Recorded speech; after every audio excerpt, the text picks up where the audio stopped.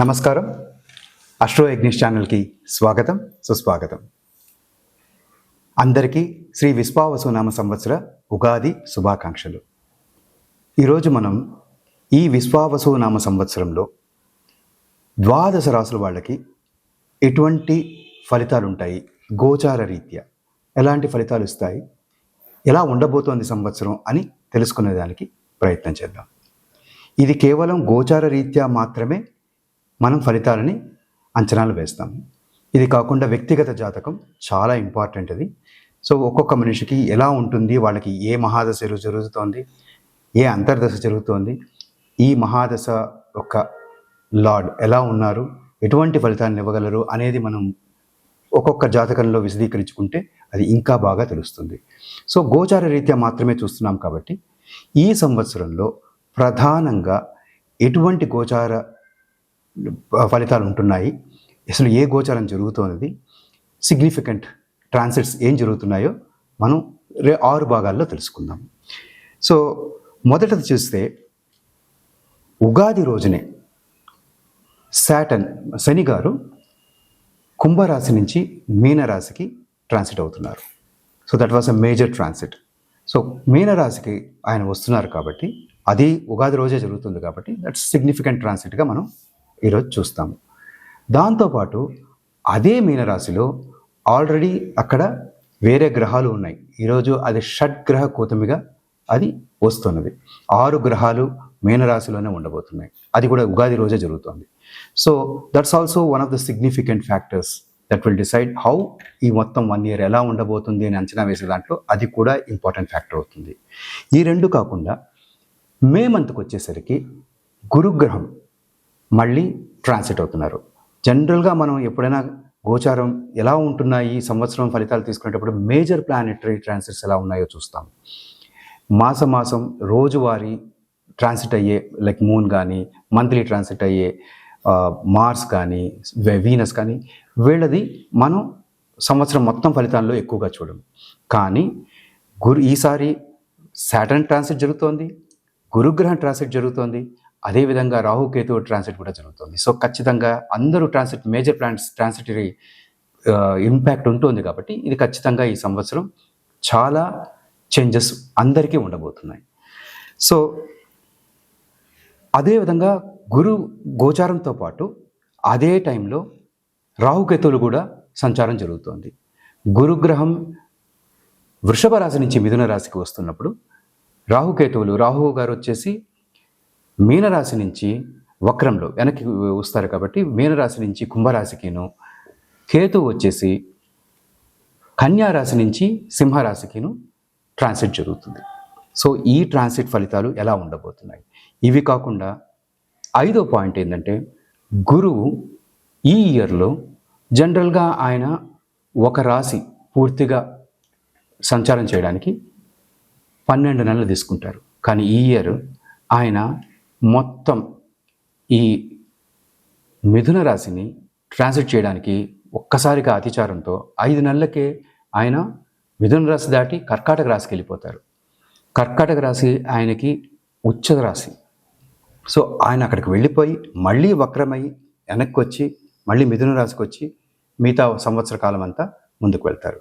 So ఈ మొత్తం transits అన్నిటినీ మనం క్రోడీకరించుకొని ఎలా ఉండబోతోంది, ప్రతి రాశికిను ఈ ఇంపాక్ట్ ఎలా వస్తుంది అని తెలుసుకునే ప్రయత్నం చేద్దాం. ఇప్పుడు మనం చెప్పుకున్న ఈ మేజర్ ప్లానటరీ ట్రాన్సిట్స్, ఈ 6 ట్రాన్సిట్స్తో పాటుగా సంవత్సర ఫలితాలు చూసేటప్పుడు మనం ఇంకొన్ని పాయింట్స్ కూడా కన్సిడరేషన్లో తీసుకుంటాం. మేజర్గా చెప్పాలంటే ఈ సంవత్సరం ప్రతి రాశికి ఆదాయం వ్యయం ఎలా ఉంది, రాజపూజ్యం అవమానం ఎలా ఉంది, దీస్ ఆర్ ఇండికేటివ్ థింగ్స్. ఎలా ఉండబోతోంది అని చెప్పగలుగుతుంది మనకి. 100% అలాగే ఉంటుందని కాకపోయినా దీన్ని ఏ రకంగా మనం అన్వయించుకోవాలో మనం చూసుకోవాలి. అది అన్వయించుకొని ఏ రకంగా జరుగుతుంది, అది ఈ సంవత్సరం మనకి ఏ రకంగా ఫలితాలను ఇస్తుంది అని మనం ఒక అజంప్షన్స్ బేస్డ్ ఎస్టిమేషన్కి రాగలం. ఈ ద్వాదశ రాశులకి మేజర్ ప్లానటరీ ట్రాన్సిట్స్తో సహా ఇంకొన్ని పాయింట్స్ కూడా మనం తీసుకుంటాం.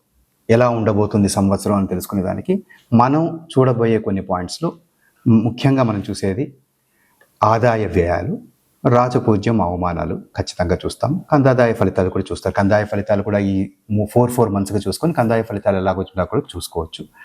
ఇవి కాకుండా ఈ మొత్తం ఒక సంవత్సరాన్ని నేను 4 భాగాలుగా విభజించుకుంటాను. ఎందుకు 4 భాగాలుగా అంటే మేజర్ ప్లానటరీ ట్రాన్సిట్స్ జరుగుతున్నాయి కాబట్టి ఈ 4 భాగాలుగా చూసుకొని ఈ సంవత్సరం ఎలా ఉంటుందో మనం అంచనా వేసుకోవచ్చు. ఏంటి ఈ 4 మేజర్ ప్లానటరీ ట్రాన్సిట్స్ ఏం జరుగుతున్నాయి, ఏంటి గోచారాలు అంటే, మొదటిది ఉగాది రోజు నుంచి 20th మే దాకా ఉండే సమయం. సో సాటర్న్ ట్రాన్సిట్ జరుగుతుంది అండ్ 20th మేకి జూపిటర్ ట్రాన్సిట్ జరుగుతుంది. సో ఈ మధ్య భాగం ఎలా ఉంటుంది? జూపిటర్ ట్రాన్సిట్తో పాటుగా రాహుకేతు ట్రాన్సిట్ అదే టైంలో జరుగుతుంది కాబట్టి ఆ గోచర రీత్యా మే నుంచి అక్టోబర్ దాకా ఎలా ఉండబోతుంది.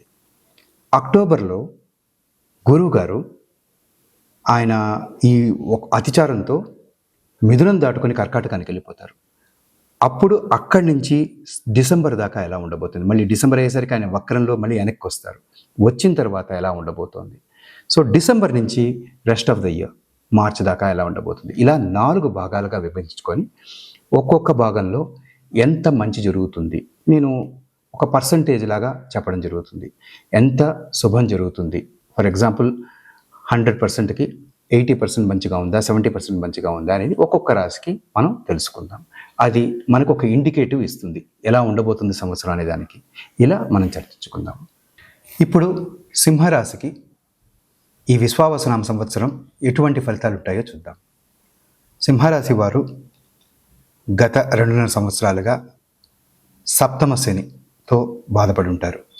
ఖచ్చితంగా చాలామందికి ఈ పీరియడ్లో ఒక రకంగా చెప్పాలంటే హెల్త్ ఇష్యూస్ కానీ లేకుంటే లీగల్ ఇష్యూస్ కానీ ఖచ్చితంగా ఏదో ఒక రూపంలోనో లేకుంటే విపరీతమైన ఖర్చులు కానీ అవ్వాలి అనుకున్న పనులు ముందుకు సాగకపోవడం కానీ ఖచ్చితంగా ఎదురు చూస్తుంటారు. కళతరంలో కూడా ప్రాబ్లమ్స్, ఇంట్లో ఫ్యామిలీ ప్రాబ్లమ్స్ ఇలాంటివన్నీ చూస్తుంటారు.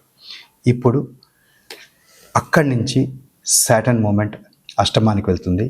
అష్టమ శని దోషం ఖచ్చితంగా వస్తుంది. ఈసారి సింహరాశి వారికి ఆదాయం 11, వ్యయం 11. ఇటు ఆదాయము ఎక్కువ ఉంది, వ్యయం దానికి తగ్గట్టుగానే ఉంది.